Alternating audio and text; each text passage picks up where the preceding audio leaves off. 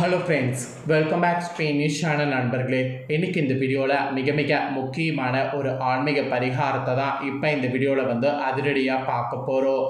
So அதிரடியாக பார்க்குறதுக்கு முன்னாடி எதை பற்றிய ஆன்மீக பரிகாரம் பார்க்க போகிறோங்கிறத இன்ட்ரோவில் ஷேர் பண்ணுறேன். எதை பற்றிய ஆன்மீக பரிகாரம் பார்க்க போகிறோங்கிறத இன்ட்ரோவில் தெரிஞ்சுக்குங்க. தற்போது 2025 ஆண்டு நடந்துகிட்ருக்கு.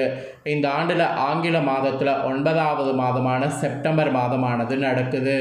இந்த செப்டம்பர் மாதம் ஒரு முக்கியமான மாதம் என்று சொல்லலாம். ஆன்மீக ரீதியாகவும் சரி, ஜோதிட ரீதியாகவும் சரி முக்கியமான மாதம் என்று சொல்லலாம். ஏன்னா இந்த மாதத்தில் முக்கியமான நாட்கள் நிறைய இருக்குது. ஸோ ஒன் ஆஃப் த ஒரு முக்கியமான நாள் தற்போது வர இருக்குது. அது என்னைக்கு அப்படின்னு பார்த்தீங்கன்னா செப்டம்பர் 21ஆம் நாள். அன்னைக்கு தமிழ் மாதம் 6வது மாதம் புரட்டாசியுடைய 5ஆம் நாள். கிழமை அன்னைக்கு ஞாயிற்றுக்கிழமை. இந்த ஞாயிற்றுக்கிழமை என்ன ஸ்பெஷல் நாள் அப்படின்னு கேட்குறீங்களா? மகாலயபட்ச அமாவாசையானது வருது. இந்த அமாவாசை தான் பெரிய அமாவாசை என்று அழைக்கப்படுது. இந்த அமாவாசையில் தர்ப்பணம் கொடுக்கறது ஒரு பக்கம் சிறப்பு என்றால், இன்னொரு பக்கம் பரிகாரம் செய்கிறது ரொம்ப சிறப்பு. நம்மள நிறைய பேர் இந்த அமாவாசையை சாதாரணமாக நினைத்து கடந்து விடுறோம். ஆனால் இந்த அமாவாசை தான் இருக்கிறதுலே ரொம்ப சக்தி வாய்ந்த அமாவாசை. இந்த அமாவாசையில் செய்ய வேண்டிய ஒரு முக்கியமான பரிகாரத்தை தான் இந்த வீடியோவில் பார்க்க போகிறோம். ஸோ இந்த பரிகாரத்தை நம்பிக்கையோடு செய்யக்கூடிய அத்தனை பேருக்கும் விதியானது மாறும். ஸோ இந்த அமாவாசையில் முன்னோர் வழிபாடு செய்கிறது ஒரு பக்கம் சிறப்பு என்றால், இன்னொரு பக்கம் பரிகாரம் செய்கிறது ரொம்ப சிறப்பு. அதை தெரிஞ்சு என்ன பரிகாரமோ அதை பண்ணி பயன் பெறுங்க. ஸோ பரிகாரம் செய்கிறதுக்கு முன்னாடி இந்த அமாவாசை பற்றிய ஒரு ஹைலைட்டான சில விஷயங்கள் இருக்குது. அதை முதல்ல உங்களுக்கு ஷேர் பண்ணுறேன். அதை இந்த வீடியோவில் தெரிஞ்சுக்குங்க. தமிழ் மாதத்தில் 6வதாக வரக்கூடிய மாதம் தான் புரட்டாசி மாதம். இந்த மாதத்தில் சூரியன் கன்னி ராசியில் பயணம் செய்வார். அதனால் இது கன்னி மாதம் என்று அழைக்கப்படும்.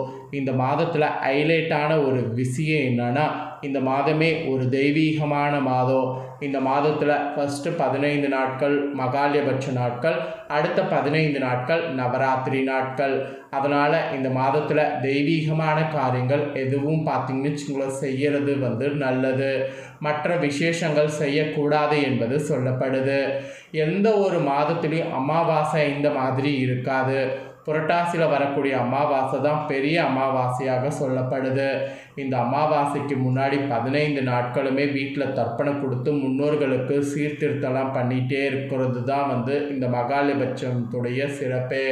ஸோ இந்த மகாலயபட்சத்துடைய நிறைவு நாளாக பெரிய அமாவாசையாக வருது. அதே போல் அமாவாசைக்கு முடிஞ்சதுக்கு பின்னாடி நவராத்திரியானது ஆரம்பமாகுது. நவராத்திரியில் அம்மன் முதல் 3 நாள் ஒவ்வொரு மாதிரி இருப்பாங்க. ஸோ 9 நாள் நவராத்திரியில் 3 நாள் 3 நாள் 3 நாள் அந்த மாதிரி 9 நாளுமே அம்மன் ஒவ்வொரு ரூபத்தில் வருவாங்க. ஸோ இந்த மாதிரி தெய்வீக சம்பந்தப்பட்ட காரியங்கள் செய்கிறதுனாலேயே புரட்டாசி ஒரு தெய்வீகமான மாதம் என்று அழைக்கப்படுது. ஸோ இந்த டைம் பார்த்திங்கன்னு வச்சுக்கோங்களேன், ஃபஸ்ட்டே அமாவாசை வருது. எப்பயுமே புரட்டாசியில் ஒரு மிட்டில் தான் அமாவாசை வரும். இந்த டைம் ஆவணிலே மகாலயபட்சம் ஆரம்பித்து மகாலயபட்ச நிறைவு நாளாக அமாவாசை கரெக்டாக செப்டம்பர் 21ஆம் தேதி வர இருக்கு. இந்த அமாவாசை வரக்கூடிய அன்னைக்கு இந்த ஆண்டுடைய இறுதி சூரிய கிரகணம் வேறு நடக்க போகுது. ஸோ சூரிய கிரகணம் நடக்கிறது அன்றைக்கே பார்த்திங்கன்னு வச்சுக்கோங்களேன், நிறைய ஆபத்து ஏற்படும். அதை பற்றி நான் அடுத்த ஒரு வீடியோவில் ஷேர் பண்ணுறேன். இந்த சூரிய கிரகணம் இந்திய நேரப்படி இரவு நேரத்தில் நடக்கிறதுனால பெருசாக பார்த்திங்கன்னு வச்சுக்கோங்களேன் இந்தியாவில் கிரகணம் தெரியாது. ஸோ அதனால் பாதிப்பு இல்லை. இருந்தாலும் சில விஷயங்களில் கவனமாக இருக்கணும். அது எதில் கவனமாக இருக்கணுங்கிறத நான் உங்களுக்கு அடுத்த வரக்கூடிய வீடியோவில் ஷேர் பண்ணுறேன். இப்போ புரட்டாசி மகாலய அமாவாசை அன்னைக்கு நீங்கள் செய்ய வேண்டிய ஒரு பரிகாரம் இருக்குது. இந்த அமாவாசையில் முன்னோர்களுக்கு தர்ப்பணம் சீர்திருத்தம் கொடுக்கறது ஃபஸ்ட்டு விஷயம். அதோடு சேர்த்து இந்த பரிகாரம் செய்கிறது ரொம்ப நல்லது. ஸோ என்ன பரிகாரம் செய்யணும், அதை செய்கிறதுனால என்ன நல்லது நடக்கும் அப்படிங்கிறத எல்லாம் உங்களுக்கு ஷேர் பண்ணுறேன். ஸோ ரொம்பவே வீடியோ இன்ட்ரெஸ்டாக இருக்கும். ஸ்கிப் பண்ணாமல் பாருங்கள். என்ன சொல்கிறேன் அப்படிங்கிறத தெளிவாக இந்த வீடியோவில் தெரிஞ்சு அதை அப்படியே இந்த டைம் ஃபாலோ பண்ணுங்கள். ஞாயிற்றுக்கிழமை தாங்க மகாலயபட்ச அமாவாசை வருது. என்ன பண்ணும் அப்படிங்கிறத வாங்க பார்க்கலாம். இந்த டைம் வரக்கூடிய இந்த மகாலயபட்ச அமாவாசையானது ரொம்ப சக்தி வாய்ந்த சூரிய பகவானுக்கு உகந்த ஞாயிற்றுக்கிழமை அதுவுமா வருது. ஞாயிற்றுக்கிழமை வரக்கூடிய மகாலயபட்ச அமாவாசை ரொம்ப சிறப்பு. புரட்டாசி மாதத்தில் வரக்கூடிய அமாவாசைக்கு மட்டும்தான் இந்த மகாலயம் என்ற ஒரு சிறப்பு பெயர் இருக்குது. இந்த அமாவாசை திதியில் முன்னோர்கள் வழிபாடு செய்வது சால சிறப்பு வாய்ந்த பலன்களை தரும். முன்னோர்களுடைய சாபத்தையும் நீக்கும், முன்னோர்களுடைய ஆசீர்வாதத்தையும் நமக்கு பெற்றுத்தரும். ஆக்சுவலி இந்த நாள் அன்னைக்கு பிரபஞ்சம் முழுவதும் நல்ல ஆற்றல் நிரம்பி இருக்கும். அதுதான் இந்த நாளுடைய மெயின் சிறப்பே. இந்த நாள் முன்னோர்கள் வழிபாட்டுக்கு எந்த அளவுக்கு முக்கியமோ அதே போல் சில தாந்திரிக பரிகாரம் செய்வதற்கு இந்த நாளை நாம் பயன்படுத்தி கொள்வது ரொம்ப முக்கியம். நிறைய பேர் வீடுகளில் இந்த நாள் அன்னைக்கு பெரிய அளவில் பார்த்திங்கன்னு வச்சுங்களேன், பாதிப்பு கொடுக்கக்கூடிய கஷ்டமாக இருக்கக்கூடிய பண கஷ்டம், வறுமை என்பது வீட்டில் தலைவிரித்து ஆடுகிறல அதெல்லாம் மாற்றுவதற்கு ஒரு கிடைச்ச சான்ஸ் தான் இந்த நாள். ஸோ நிறைய பேர் வீடுகளில் இன்று பெரிய அளவில் பாதிப்பு கொடுக்கக்கூடிய இந்த செலவுகளை கட்டுக்கடங்காமல் இருக்கிறத கண்ட்ரோல் பண்ணுவதற்கு இந்த மாதிரியான ஒரு நாளில் இந்த பரிகாரம் செய்கிறது நல்லது. இந்த மாதிரி பெரிய பெரிய சம்பவங்கள் கட்டுப்பாட்டுக்குள் கொண்டு வர இந்த நாளில் எளிமையான ஒரு தாந்திரிக வழிபாட்டை நான் சொல்கிறத தெரிந்து பண்ணுங்க. இந்த பரிகாரம் கரெக்டாக சூரிய உதயமானதுக்கு பின்னாடி அன்று மதியம் 11:45 மணிக்குள் முன்னோர்களுக்கு ஆன்மீக வழிபாட்டெல்லாம் முடித்துவிட்டு அதன் பிறகு பார்த்திங்கன்னு வச்சுக்கோங்களேன், நான் சொல்கிறத பண்ணுங்க. முன்னோர்கள் வழிபாட்டை 11:45 இல்லைனா 12 மணிக்கு முன்பாக படையல் போட்டு நிறைவாக எல்லாமே செய்து முடித்து விடுங்க. முன்னோர்கள் ஆசி உங்களுக்கு பரிபூர்ணமாக கிடைக்க முன்னோர்கள் ஆசையை பெற்ற இந்த நாளில் அடுத்ததாக இந்த தாந்திரிக பரிகாரத்தை செய்வது அற்புத வாய்ந்த பலனை கொடுக்கும். அதாவது முன்னோர்கள் ஆசி உங்களுக்கு பரிபூர்ணமாக கிடைக்க 12 மணிக்கு முன்பாக தர்ப்பணம் கொடுக்கறது, படையல் போடுறதெல்லாம் பண்ணிவிட்டு அவங்க ஆசையை பெற்றதுக்கு பின்னாடி இந்த நாளில் இந்த தாந்திரிக பரிகாரத்தை செய்வது சிறப்பு வாய்ந்த பலனை கொடுக்கும். ஸோ என்ன பரிகாரங்கிறத வாங்க பார்க்கலாம். இந்த நாள் அன்னைக்கு நீங்கள் பரிகாரம் செய்ய வேண்டிய இடம் என்னன்னு பார்த்தீங்கன்னா, ஒரு முக்கியமான குப்பமேனி இருக்கக்கூடிய வேறு பகுதி இடம்தான். இது ரோட்டோரங்களில் நிறைய இடத்துல இருக்கும். கொஞ்சம் சுத்தமாக இருக்கக்கூடிய இடமாக பார்த்து அந்த இடத்த தேர்ந்து கொள்ளுங்க.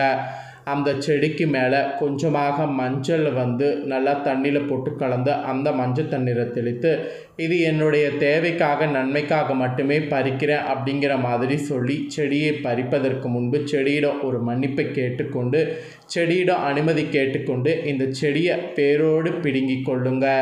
பிடுங்கினதை அன்று மாலை 6 மணிக்குள் இந்த வேர் கிடைக்கிறதுக்கு நீங்கள் பரிகாரம் செய்யுங்க. கரெக்டாக இந்த பரிகாரத்தை நீங்கள் செய்யும்போது வேர் உங்கள் கையில் இருக்கணும். செடியின் அடிப்பகுதியில் இருக்கக்கூடிய வேர் மட்டும்தான் நமக்கு தேவை. அதை எடுத்து மஞ்சள் தண்ணியில் கழுவி விட்டு கொஞ்ச நேரம் காய வைத்து அதை எடுத்துக்கோங்க. கரெக்டாக பூஜையில் விளக்கேற்றி வைத்து விடுங்க.